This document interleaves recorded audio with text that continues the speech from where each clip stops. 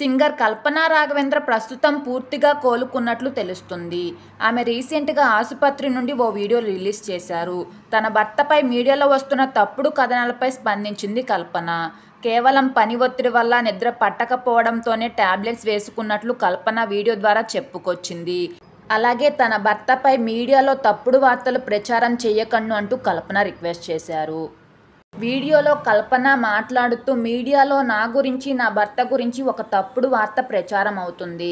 ప్రస్తుతం నా వయసు 45 సంవత్సరాలు. ఈ వయసులో కూడా పీహెచ్డీ ఎల్ఎల్బీ చేస్తున్నాను. ఇదంతా నా భర్త సహకారం వల్లే చేయగలుగుతున్నానని కల్పన చెప్పింది. అలాగే మ్యూజికల్ ఫీల్డ్లో చాలా ఈవెంట్స్కి వెళ్లాల్సి వస్తోంది. చాలా రోజులుగా మ్యూజికల్ ప్రోగ్రాంలలో పాల్గొనడంతో నిద్ర పట్టడం లేదు. వర్క్ స్ట్రెస్ ఎక్కువగా ఉంది. అందుకోసం వైద్యుల వద్ద చికిత్స తీసుకుంటున్నాను.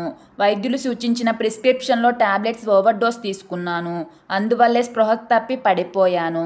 అంతేగాని నా భర్తతో నాకు ఎలాంటి మనస్పర్ధలు లేవు.